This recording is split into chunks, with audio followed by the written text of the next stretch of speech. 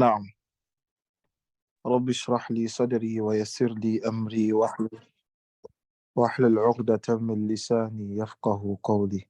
الحمد لله, الحمد لله, الحمد لله رب العالمين. We thank Allah subhanahu wa ta'ala for making today's session possible. The Sheikh Umar, he knows how much Ustaz. how much back and forth we had on this class. I know he's trying to claim not to be a sheikh, but that's not a discussion for now, inshallah.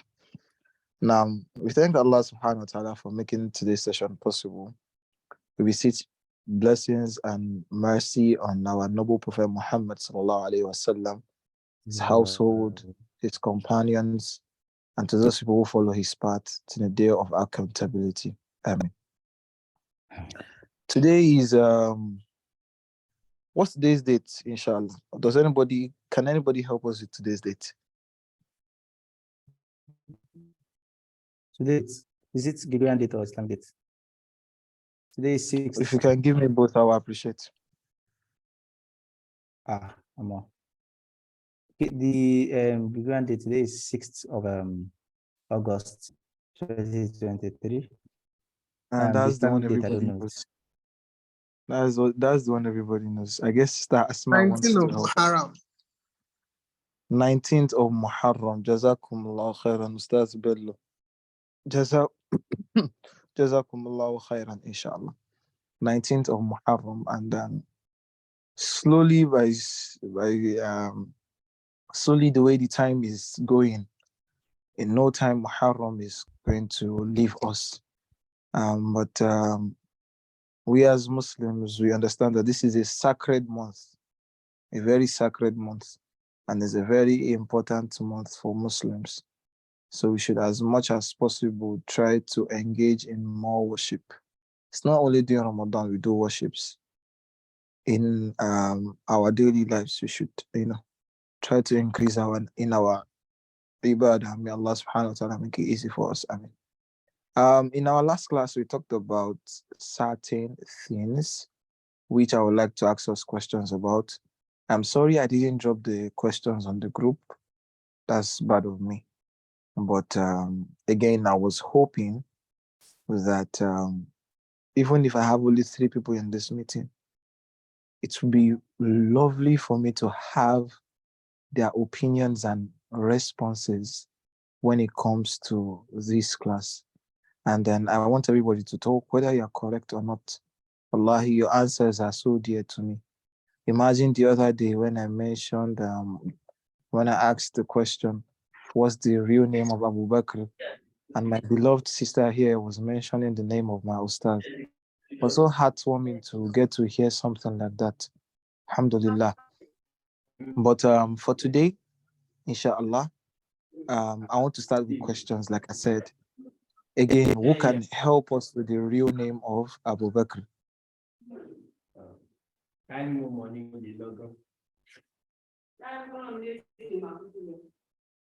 Who can help us with the real name of Abu Bakr? Do you mean he has another name other than Abu Bakr, or like you're asking for his full name? His full name, his real name. His real name, listen, so this is the step. You need to understand that Abu Bakr himself has his real name. And then Abu Bakr, the name Abu Bakr is now like his nickname. Then he gained another nickname at the long run, which is known as As-Siddiq. But then he himself, he has his own real name. Abu Bakr is not the only Siddiq known in history. Another person has been referred to as Siddiq. That one is normal. Do you know who also has been referred to as As-Siddiq? Anyone? Can you help me? He's a prophet. واذكر في الكتاب إبراهيم إنه كان صديقا نبيا. MashaAllah. But this one, yeah, fine. But before, yes, I know. But someone was clearly referred to as Siddiq amongst his people. The Rasul sallallahu alaihi wasallam was Al-Amin, As-Siddiq. Rasul Who, sallallahu who, alaihi who, Siddiq. who The Rasul sallallahu alaihi wasallam before him? among these people. Okay, I talk about before the Rasul. Yes. Okay.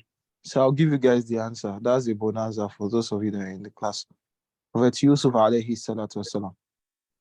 Prophet Yusuf alayhi salatu wasalam.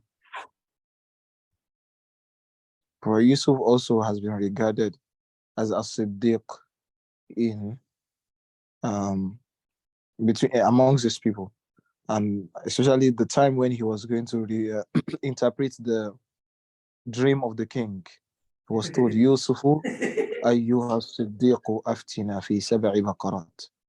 You know, they understand that he's a truthful one, especially when it comes to the interpretation of dreams. He's not lying. So yes, Yusuf. And then that was amongst his people, he was known as Siddiq. And then from there, he gained the Minister of Finance in Egypt at that time, inshallah. So, like I said, Abu Bakr is also like a nickname. That's not his real name.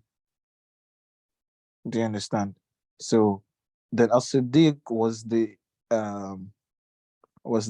nickname he gained later due to how much he was ready to make Islam very possible for the Muslims and how close he was with the Prophet. But the name Abu Bakr, he has always had that even before Islam. He has been known as Abu Bakr even before Islam. But Siddiq was what he gained later because of how truthful he was to the Prophet and how trustworthy he was to the Prophet. And he was actually a true friend. That was Abu Bakr. So, but we are not taking the seeroh of Abu Bakr today. So, who can help us with his real name, inshallah?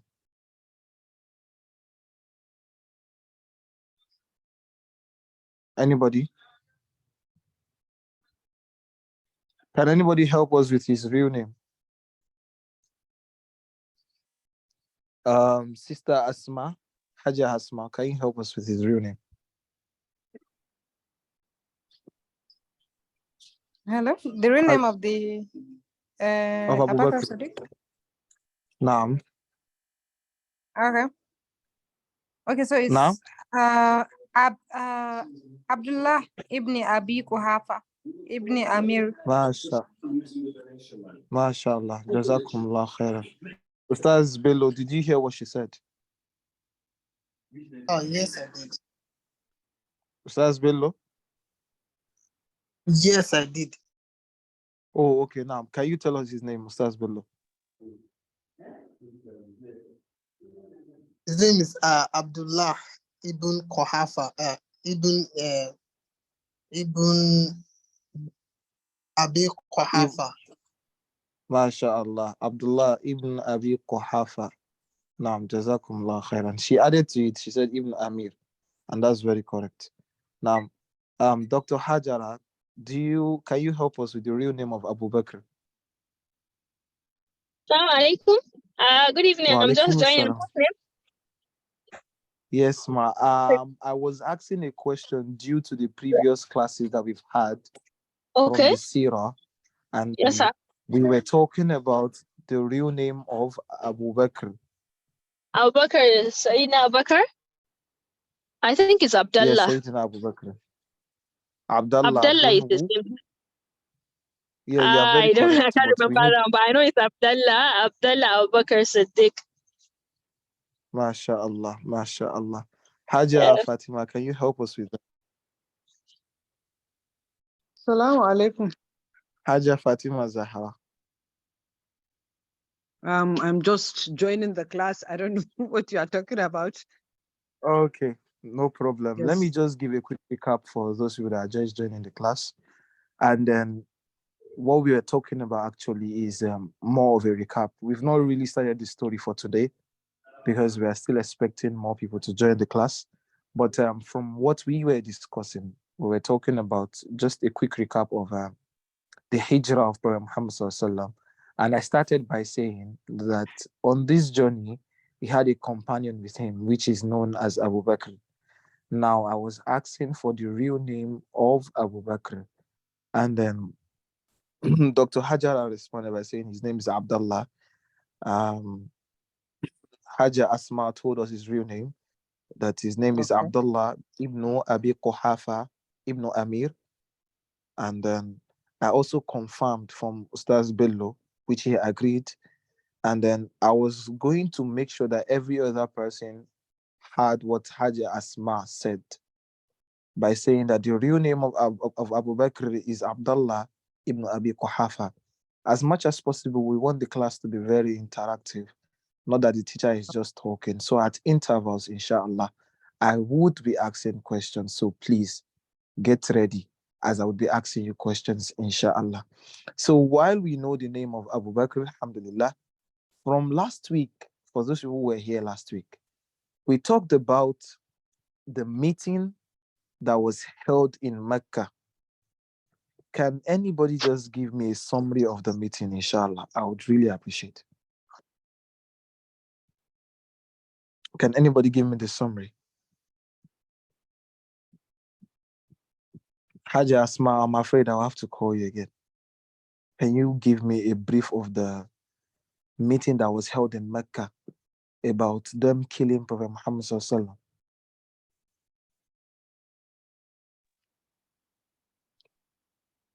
Ustaz Bello, you want to help us? Yes. So Now, like they Ustaz actually Bello, before had. you start, Ustaz, please wait. Please wait. Please, I want everybody to pay attention to what he is saying, because I might have to call another person to repeat what he said, inshallah. Now, I'm listening, Ustaz. So they actually had two meetings. So the first one is the boycott, like the meeting for the boycott, and then the second one was like immediately before the Hijrah. So they are trying to like get rid of the Prophet Sallallahu Alaihi Wasallam, and one of the outcome of their meeting was to kill him.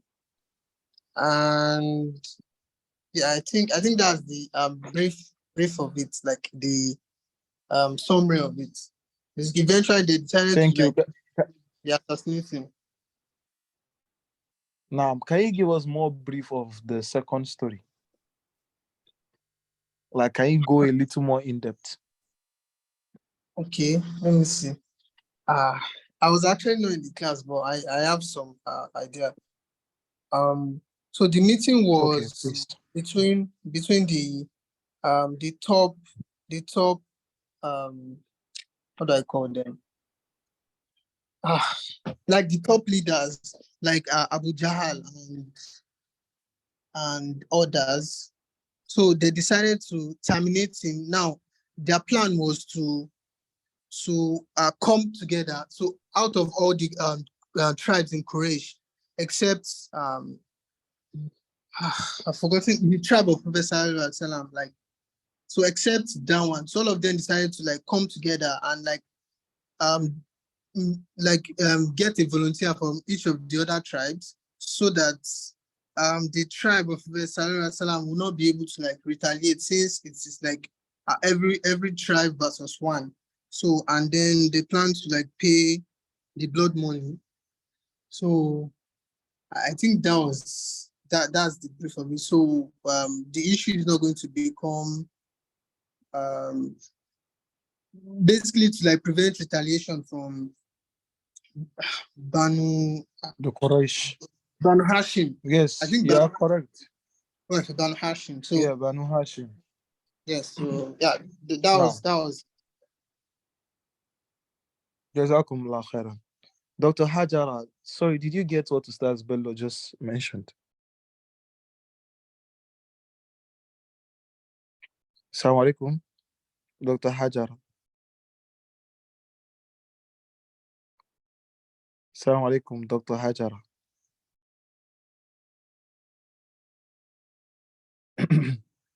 Okay. Haja Asma. Haja Asma, assalamu alaikum. Are you there? Haja Asma, assalamu alaikum.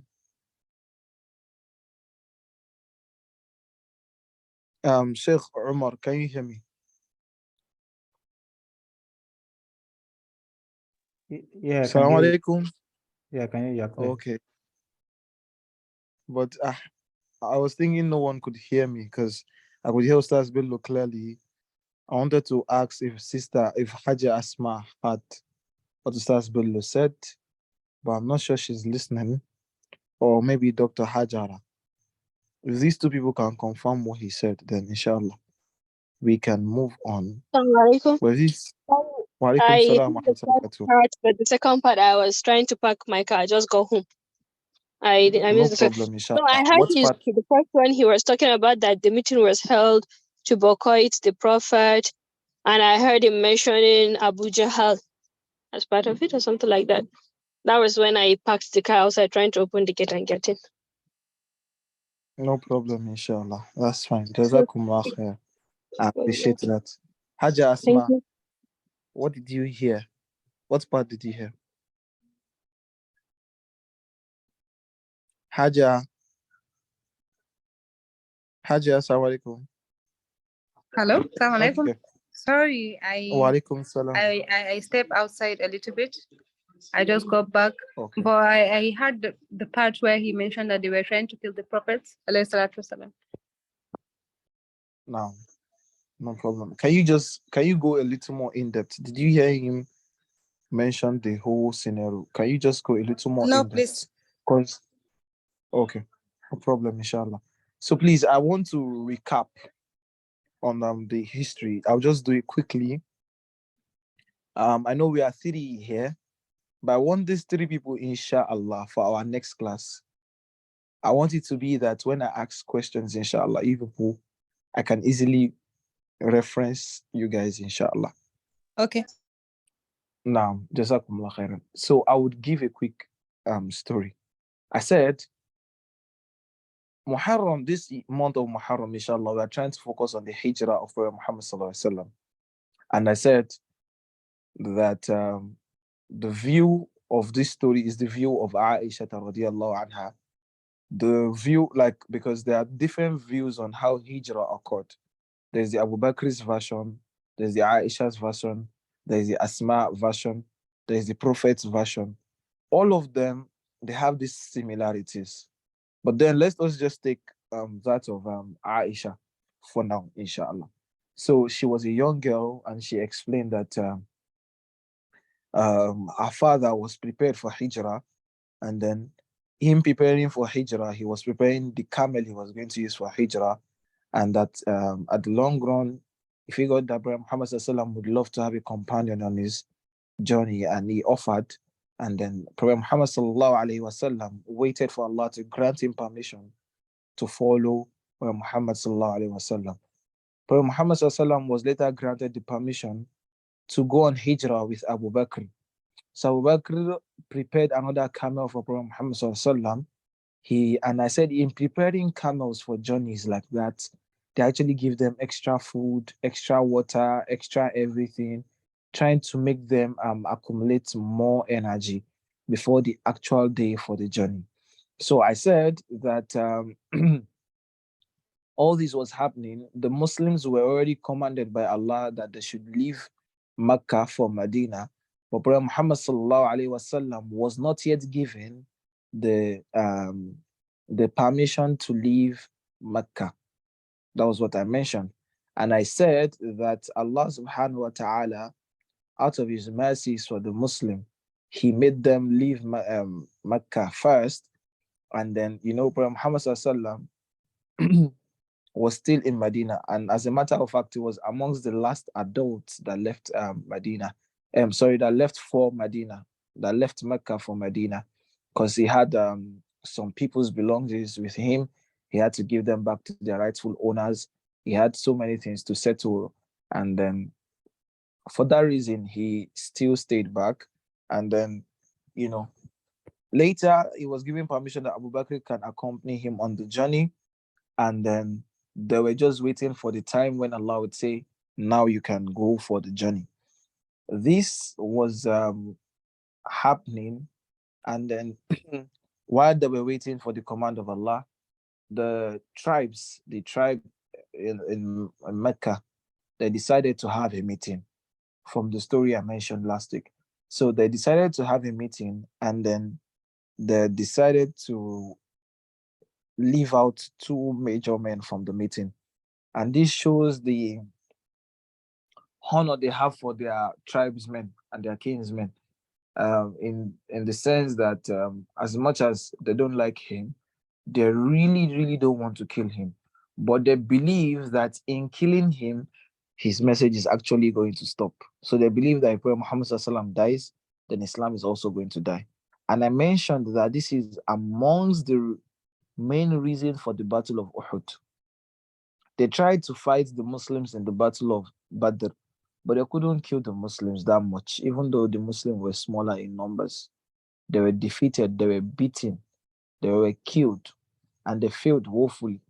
So the next battle, which was Uhud, their aim and goal was to kill Prophet Muhammad sallallahu alaihi wasallam, because they know once they kill the Prophet, then there's no Islam. That's what they believe in.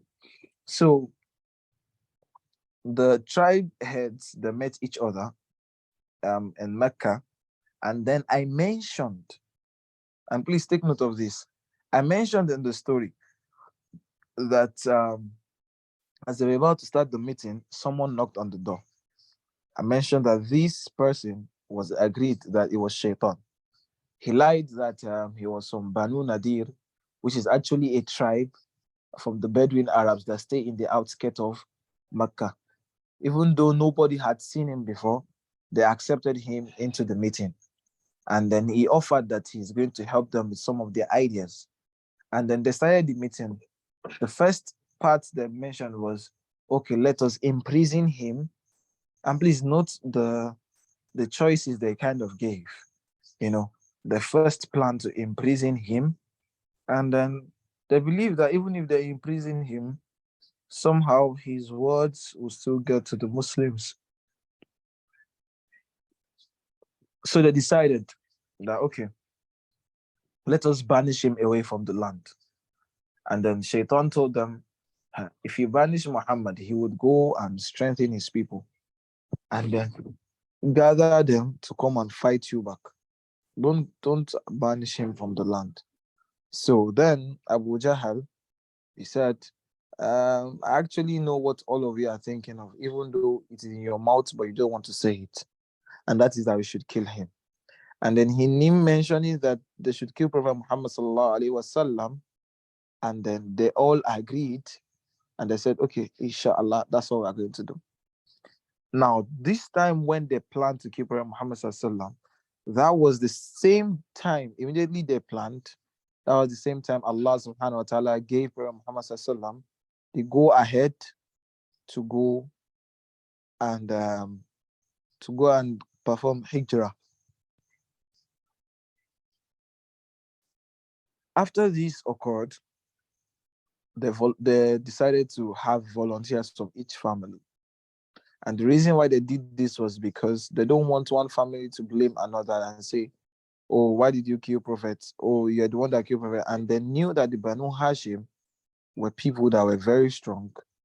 And then they could easily come back to take revenge and kill them, when it comes to one tribe. So they decided that every tribe must create a volunteer. And these volunteers would be the one to actually go and kill the Prophet Muhammad sallallahu alaihi wasallam. And then there was a prize also. Aside that, they gave bounty hunters to another job. So it wasn't just the volunteers. They had different sects of assassins just to kill Prophet Muhammad sallallahu alaihi wasallam. They took another notice outside to the general public. Whoever can come with Muhammad, dead or alive, will give him 100 camels. And 100 camels in those days is like a big thing. Just one camel is enough to show that you're a big person. 100 camel of today's worth would be close to over 100 million naira in naira. So imagine what that would look like just to kill a person. So they were willing to do that. And then at this course, after they decided to go ahead to kill Prophet Muhammad Sallallahu, they set to his house. And on getting to his house, Abu Bakr, Prophet Muhammad Sallallahu, and Ali were present in the house.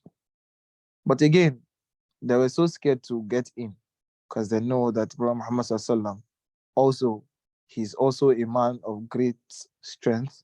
And they know that Ali, he doesn't joke with his sword. Ali, if Ali enters a war with you, he makes sure he ends it as nice as he can. And then Abu Bakr also was not a slow person too. So they decided to wait for them to come outside and then they would kill them. And then they were peeping through the window and they knew someone was in the house. And meanwhile, mind you, the windows of the houses then is not like the kind of windows we have now. It was a little bit different. So they could actually see that there are people present in this house. They couldn't tell who and who and who, but they know there are people in this house. So now they were waiting and they were waiting and they were waiting. And Allah gave the Prophet Muhammad SAW command that now is the time for you to go. You can go. And then, it was said in a narration which is not very authentic that this was when Allah revealed Yasin. We don't really know. I don't really know. But from the narration, it was said that Prophet Muhammad SAW was reciting Surah to Yasin, and then he was saying, he was reciting the verse, فَجَعَلْنَا مِنْ بَيْنِ أَيْدِيهِمْ سَدًّا وَمِنْ خَلْفِهِمْ سَدًّا فَأَغْشَيْنَاهُمْ فَهُمْ لَا يُبْصِرُونَ. And then in this narration, it was also mentioned that as he was leaving the house. Mhm.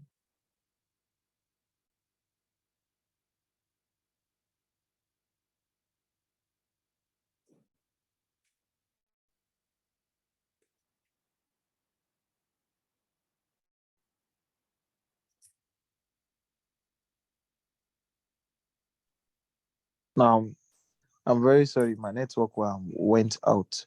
So, alhamdulillah, I'm back. So, the Prophet Muhammad SAW, they said that, in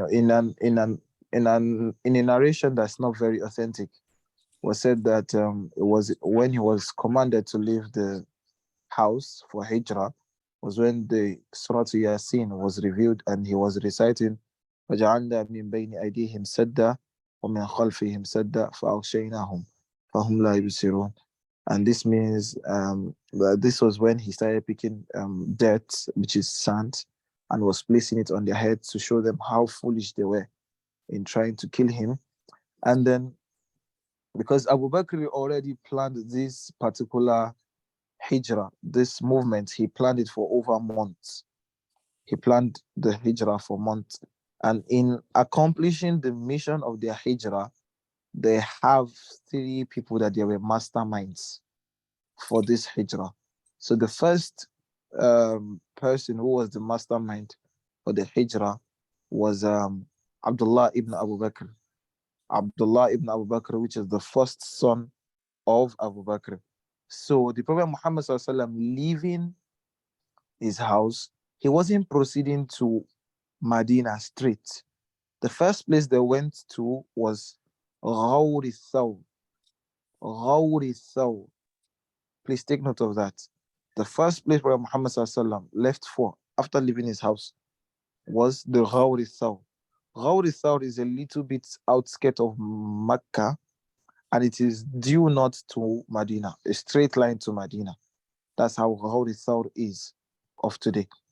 So when Muhammad SAW proceeded to Ghawri Thaw, and Ghawri Thaw is like a mountain that on top of it is a cracked hole, like a hole that can contain a person. If you go to Ghawri Thaw today, the hole is a little bigger. It can contain about 2, 3, 4 people, like just the front hole.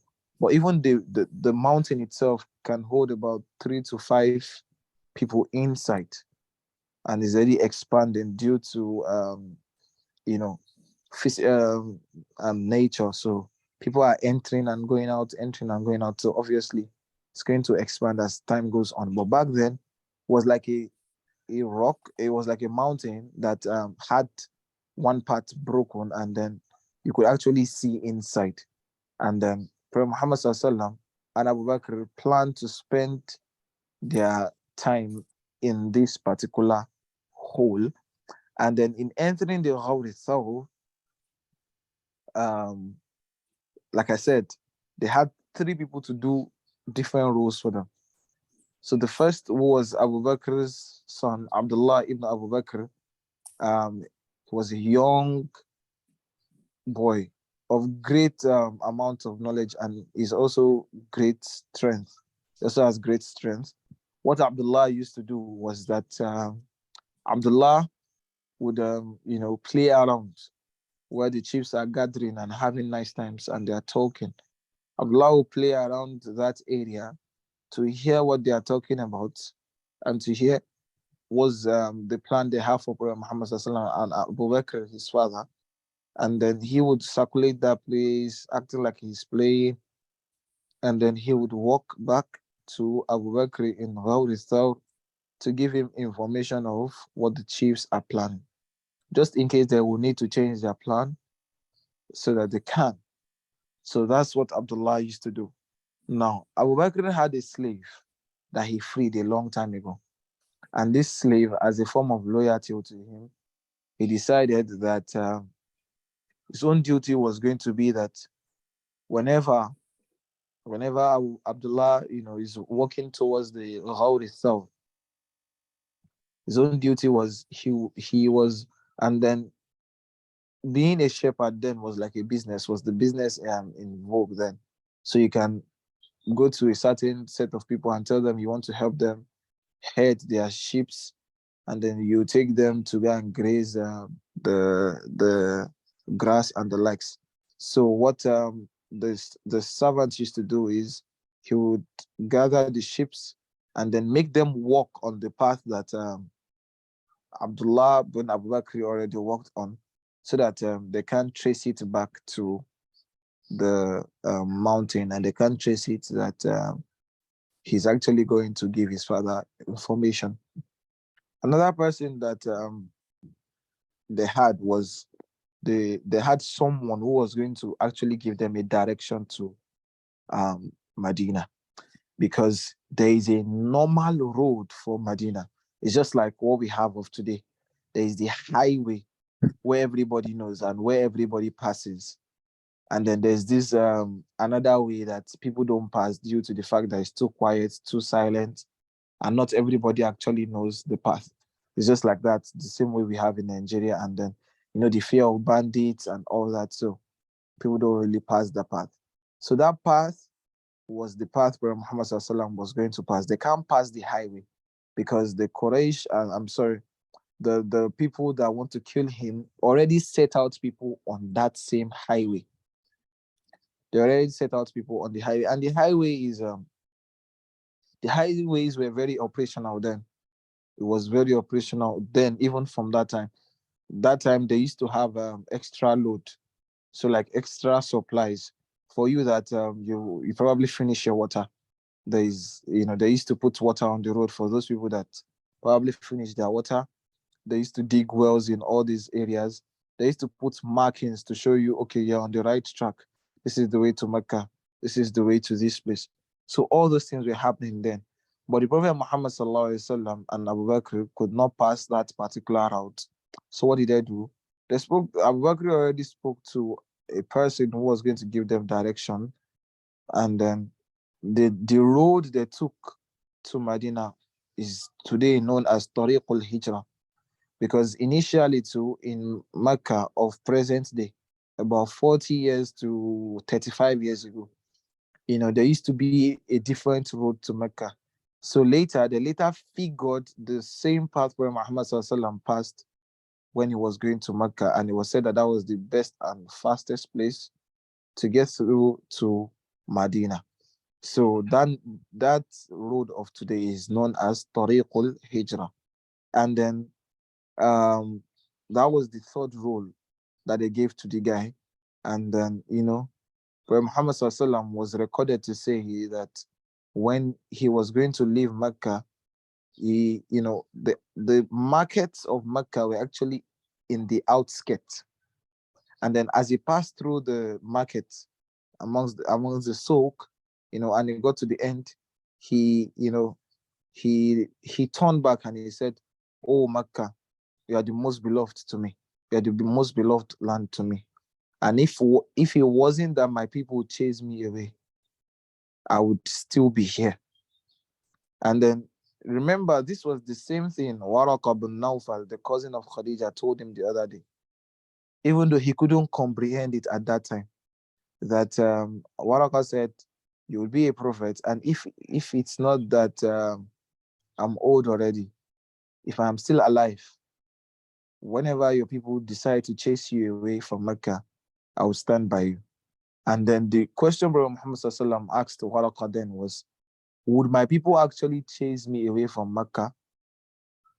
Would my people actually turn their backs on me in Mecca? Because for one thing we need to understand is, Prophet Muhammad Sallallahu growing up in Mecca, he was loved by everybody. Imagine, they loved him to the extent that they named him the name Al-Amin, even before he became a prophet. The trustworthy one. This one, he is so trustworthy. And if you trust him so much, why can't you believe in the message he has? So now he turned his back to Mecca and he said, if it wasn't that my people chased me away from this land, which was Mecca, I wouldn't have left, because Mecca is most beloved to me. Because sometimes there's a debate that they would say, actually, Medina is more beloved to Prophet Muhammad Sallallahu than Mecca. And they say, actually, Mecca is more beloved to Prophet Muhammad Sallallahu than Medina. Me as a person, I'm not the one to tell you this is the best or this is not the best. But I'm just trying to call our attention to the fact that Prophet Muhammad Sallallahu said Mecca is the most beloved land to him, and that if it wasn't that his people chased him away, he would have come back. And then he was away from Mecca for a very long time, for a very, very long time, until the Hajj and then the conquest of Mecca also came in. So all these things came in, whereby he had to go back to Mecca. But again, he returned back to Medina, where he died, inshallah. Inshallah, in our next class, we will talk more about the journey itself. The journey itself, because on the journey there were different stories that occurred while he was on the journey. And then also we'll talk about the way his people received him in Medina, inshallah. أقول قولي هذا واستغفر الله لي ولكم والسلام عليكم ورحمة الله وبركاته. If you have any questions, please, let's kindly ask our questions. And if not, may I have questions for everybody so we can prepare. Assalamu alaikum. Wa alaikum assalam Jazakallah wa khair for rahmatullah. the class, really interesting and educative. Could you please repeat the name of the first place he went to after the Hijrah before he reached Medina? Okay, so the first place he went to was Ghawri Thawr. Ghawri Thawr. I Okay. would text it in the message. That was the first Okay. place he went to. Now, Then the other place, the road now is called what you said? You okay, mentioned another one. the road now is called Tariqul Hijrah. Tariqul Okay, Hijrah. Tariqul Hijrah. Yes. Okay. Shukran. Now, Jazakumullah khairan. Now, so one thing I was going to add was even while they were in the mountain, they were inside the mountain, they faced hardships, where there were scorpions and snakes, which caused Abu Bakr to sweat so much, and then he was so scared for the Prophet Muhammad Sallallahu Alaihi Wasallam. And then Abu Bakr was calling the attention of Prophet Muhammad to everything, and Prophet Muhammad Sallallahu Alaihi Wasallam told him, he said, Ya Abu Bakr, ma I can't remember the way he said it in Arabic. He said ma. I can't remember, but he said, I think ma ra'yuka bithnain Allahu thalithuhuma, which means that what is your thought on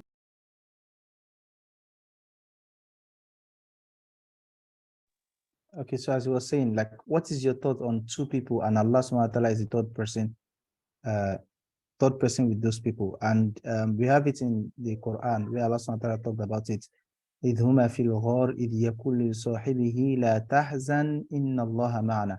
When Allah was referring to the both of them, إذ هما في الغار. When both of them were what? They were in the what? They were in the cave. إذ يقول Assalamu لصاحبه. Alaykum salam. Okay, so I was Sorry, my continuing where network you is stopped. cutting. Now, Mustaz, you're saying something already. No, I was continuing from where you stopped. No. إذ هما في الغار إذ يقول لصاحبه لا تحزن إن الله معنا. You can continue. MashaAllah. So I think from the version of Prophet Muhammad sallallahu alaihi wasallam, it was said that Prophet told Abu Bakr, he said, Ma ra'yuka bithnain Allahu thalithuhuma. What do you think of two people that Allah is their third one? And at this point, Abu Bakr was calm. We've had in some narrations which were not authentic. I need to tell you that when you listen to these stories, there are some parts that you would hear that you've known as young stars, but they are not actually authentic narrations. Where they said, okay, at first it was the spider that laced his built his webs, and then they couldn't see them. Another one said, oh, it's the birds that came to lay eggs there and the nest and the likes.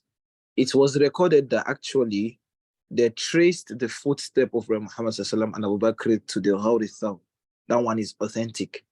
It was traced. They hired an expert to trace it, and then he traced their footstep to the mountain. And he said, from this mountain upward, I can't find their footstep. So which means that they are somewhere around this place. Because again, these people already contacted those people on the highway. Did you see Muhammad? Have you seen any sign of Muhammad? They said no. So now they traced them to the mountain and they checked the mountain, and then they were on top of the mountain. And Abu Bakr said that if they actually looked down the crack, they would see us. They had actually looked at their leg. If something happened to their leg and they were just going to look at the legs and they were going to look down to the crack, they would have seen them clearly. So, but the narrations of the spiders and then the birds are not authentic. So may Allah subhanahu wa ta'ala help us, inshallah. So now, Jazakumullah khairan. Any other question before we call it a day?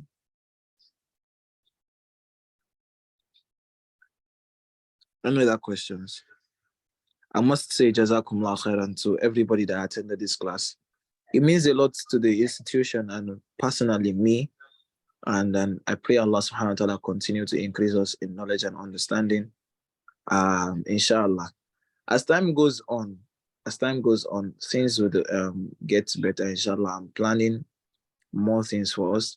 But as much as possible, I just need your own cooperation and then your interaction. May Allah make it easy for us, inshallah. Over to you, my Ustaz. Amin. Allahumma alimna ma yanfa'una wanfa'na bima 'allamtana. Ustaz, Jazakumullah khairan for your contribution and what you've taught us today. May Allah continue to increase you in your understanding.